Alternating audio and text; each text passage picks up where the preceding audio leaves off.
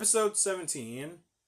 There have been reports of disappearances from mass to individual, and of course they have to do with Granoots.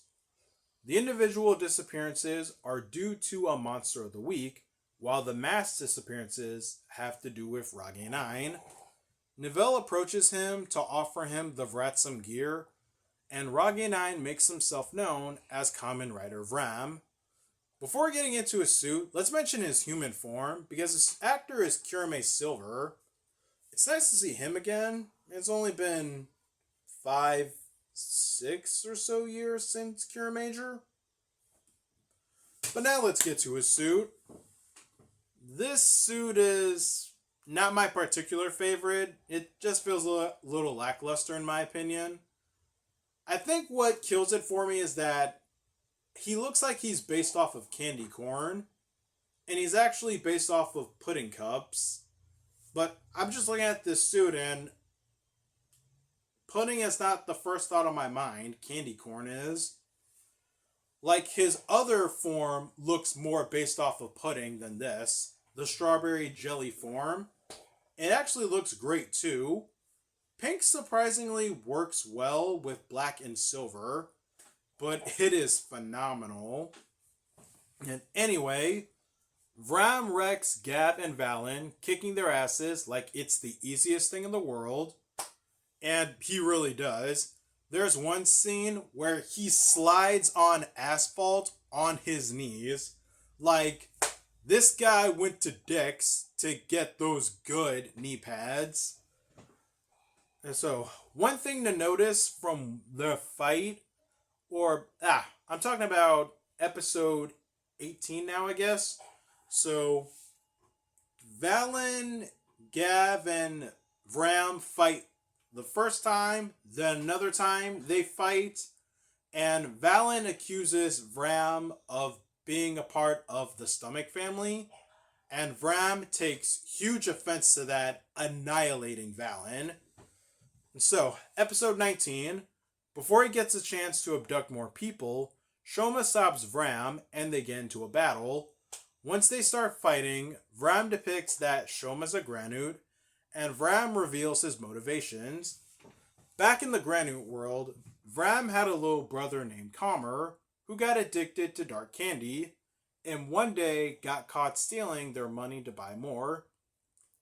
That was 2 years ago, so a year later, Comer comes home with life-threatening injuries to see his little brother, to see his older brother, like Rage 9, one last time, and then he dies. Comer's death motivated Vram to infiltrate the Stomach Company and find his brother's killer. I love this reveal and character motivation. This is what got me hooked to Vram. Like, showing not everyone in the Granoot world isn't loyal to the Stomach Company or addicted to dark candy, because imagine how it affects the families of addicts. I love that angle. Vram even went as far as doing a buy bus for information, and that's how he got recruited. Back to the episode, Shoma manages to talk him down from killing him, convincing him how careless the Stomach family truly are, and allows himself to help him find Comer's killer. So, episode 20, Shoma and I can mention Vram's real name now. It's Lakia. Shoma and Lakia raid the Stomach Company's factory to get back all those Lakia kidnapped. And it's here where Gloda reveals that Shoma is her little brother in front of Lakia and Hanto, who's been sitting out for the last episode injured. And so, Shoma's secret is out, and Hanto is not pleased about it. I feel like what hurts more isn't that Shoma's a Granoot, but it's that he lied with the intent of keeping it to himself.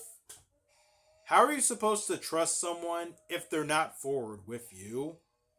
Now, looking at both perspectives, I understand why Shoma kept it a secret.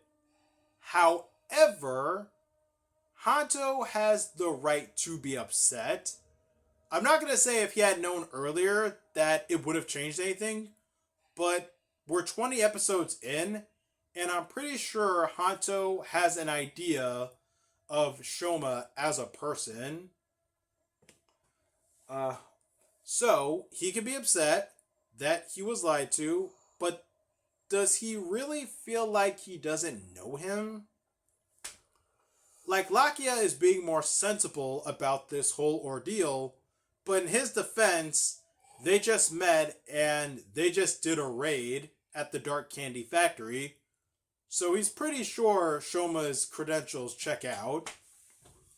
So, episode 21, Hanto decides to talk it out with Shoma, except the Shoma he finds isn't the real Shoma.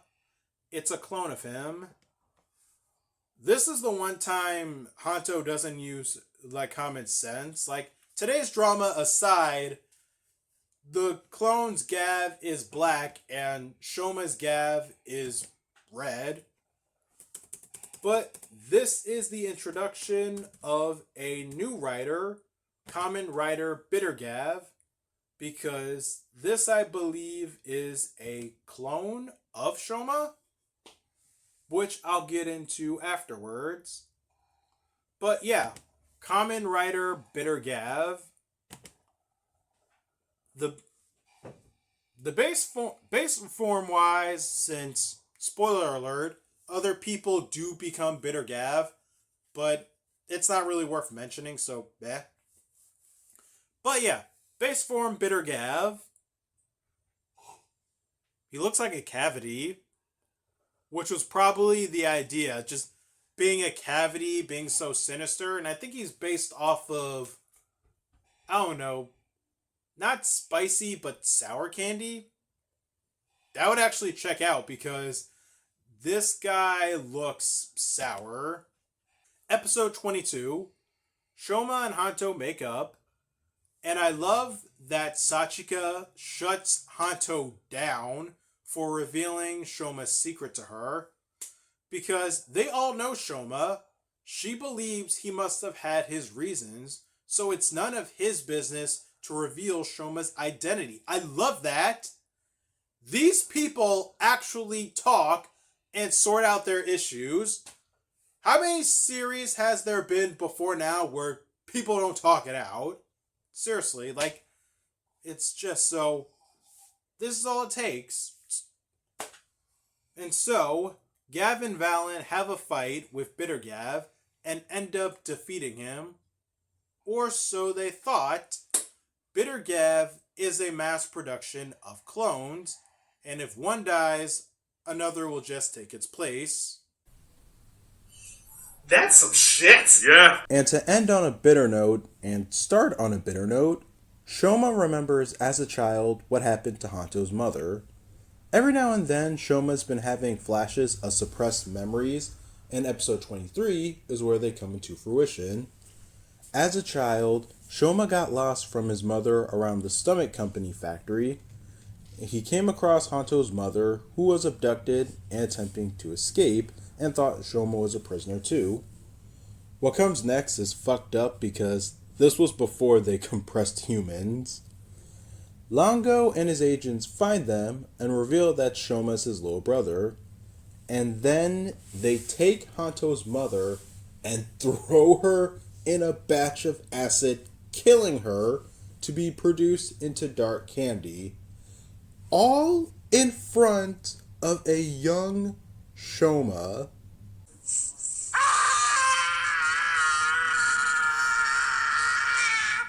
Hanto's Lachrymose had accepted his mother's fate, but he needs some space from Shoma.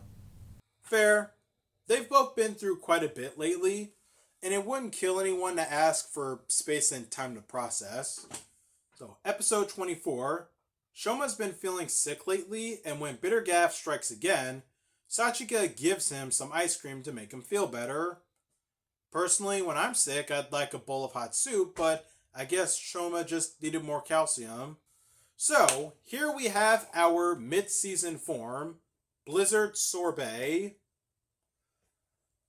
I like I like two of the colors along with the suit, like purple and blue, but it's the cone parts, the waffle cone parts. They're a little too goofy.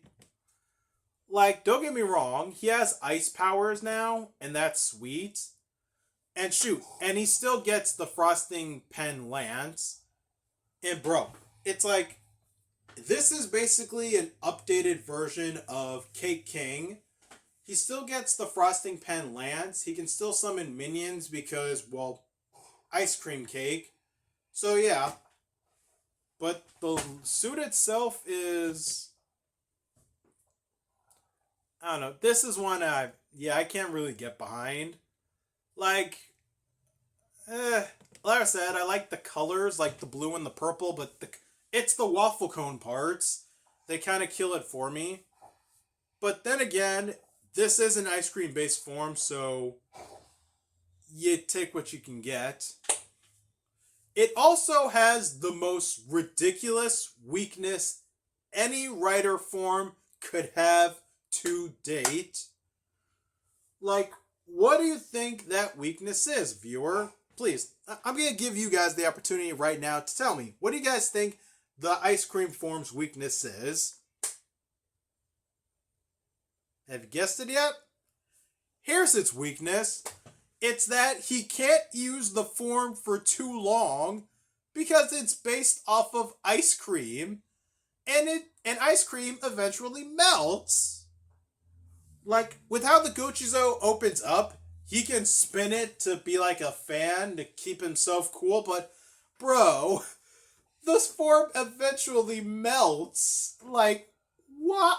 Of all things to be a setback, why? Gavv's forms can't take a minimum amount of damage as it is, but this is the tip of the iceberg before the iceberg melts. Aside from Blizzard Sorbet's debut, Hanto runs into a Granute that targeted him for revenge. It was apparently friends with the first monster Hanto defeated as Valen, and thanks to some new dark chocolate Gochizos Sugar made for him, Hanto beats the monster all on his own. I want to talk about the dark chocolate version of Valen, because it's his base form with new details all over him. I really like how it looks, and he's far more powerful in this form. Unfortunately, all that power comes at a cost of his health.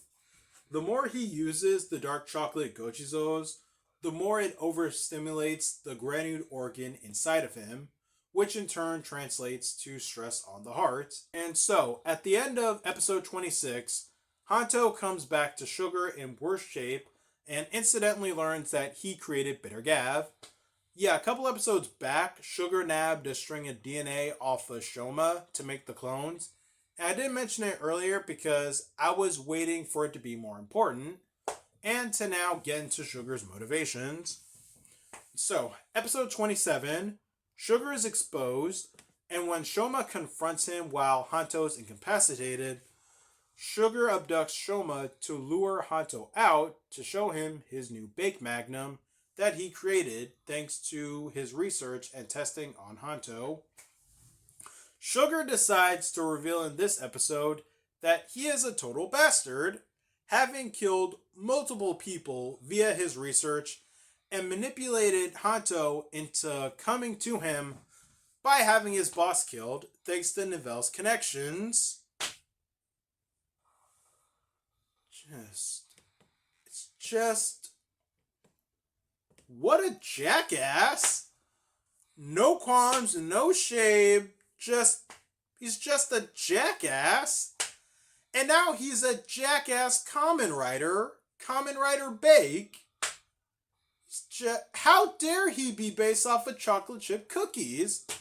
I love chocolate chip cookies. As if I needed more reason to despise him.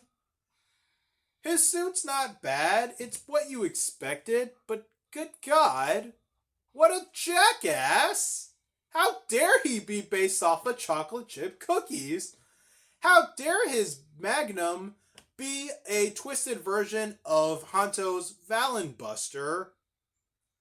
Just how dare you, Sugar? Bad? So, episode 28. For these last two episodes, I believed Hanto the most. His actor was killing it for how much I sympathized with him for being a pawn and getting payback. Since using the dark Gochizos would harm him, Dente's been making Hanto of ransom gear to use instead so he could fight without risk. The driver was completed, and a Gochizo for it was ultimately came from Shoma since Dente couldn't figure out how to make one. So now, here's our new form for Valen, based off of a Frappe Shoma had earlier. Frappe Custom. Not a bad form. Actually really seem to like this suit too. It's not too goofy or silly. Honestly, all of Valen's forms I like. The donut form, the Christmas cake form. But this is the epitome of them. Looking like a big old milkshake that also has Blizzard Sorbet's ice powers. So it's basically Blizzard Sorbet for Valen, except he can't use minions. One thing I will say later about when Hanto uses this form is that he doesn't use his ice powers when he should, because almost anytime, most likely later in the next arc after this, whenever he goes to Frappe Custom, he just fights people in it as opposed to using ice powers. I don't know if that was a restriction thing, but you could do more, but you just don't. So, and with Frappe Custom, Hanto ends Sugar, finally getting the entirety of his revenge for his boss. As Sugar dies, his dying thought is of an infant child he had that clearly died young, which is what motivated his actions. Aside from that, Lakia's role in this episode is to finally take care of the Bitter Gavv situation, killing all the clones. And with Sugar dead, by the third arc, he moves into his lab. Hopefully that space has been paid off so he won't have rent or mortgage to worry about. And so concludes the second arc. The first half of this show was pretty good, but here, this is where the show starts picking up for me. Everything's up a level, getting more serious, intense, personal, and I love it. What does it for me the most is Lakia's introduction and introducing him to our world, because I love his little brother inspiring him to give life another chance. And Hanto and Shoma's conflict was understandable on both ends. It's this is the tension and excitement that keeps going for the rest of the show. It's awesome.